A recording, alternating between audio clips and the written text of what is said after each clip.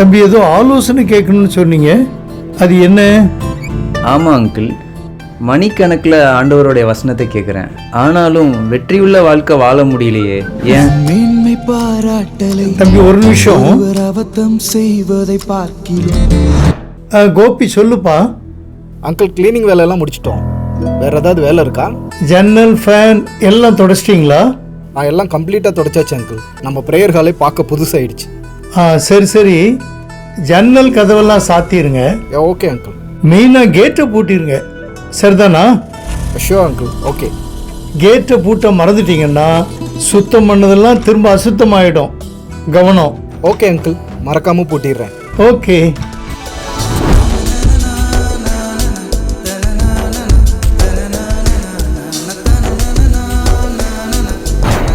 Sorry தம்பி, இப்படித்தான் நமக்கு அடிக்கடி ஃபோன் வந்துக்கிட்டே இருக்கும். அது பரவாயில்ல அங்கிள். உங்க விஷயத்துக்கு வருவோம்.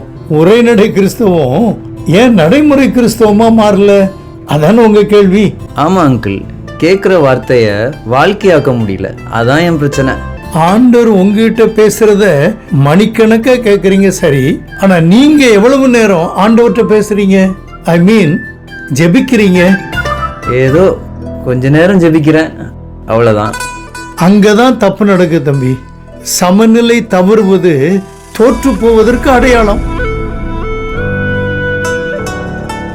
இறை வார்த்தையை கேட்டு மனது மட்டும் சுத்தமானா போதுமா? அதுல தொடர்ந்து நிலைத்திருக்க ஜெபத்துல போராடி பலனை பெற்றுக்கொள்ள வேண்டாமா? ஆண்டவருடைய வார்த்தையை தியானிக்கிறது வீட்டை சுத்தப்படுத்துறதுன்னு வச்சுக்கிட்டா, வார்த்தையை வச்சு ஜெபிக்கிறது வீட்டை பூட்டி பாதுகாக்கிறதுக்கு அடையாளம் தம்பி. சுத்தப்படுத்தின வீட்டை திறந்தே வச்சுட்டா கண்டதும் உள்ள வந்துரும் தம்பி, ஜாக்கிரதை. துதி மட்டுமே முக்கியம்னு சொல்றவனும் தோற்று போன கிறிஸ்தவன் தான். ஜெபம் மட்டுமே முக்கியம்னு சொல்றவனும் தோற்று போன கிறிஸ்தவன் தான்.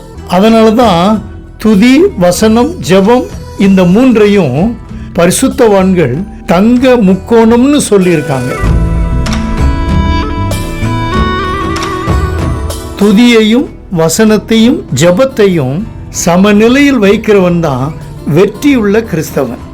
இந்த சத்தியம் புரியுதா? உயிரோடு இருப்பதெல்லாம் வாழ்வாகுமா?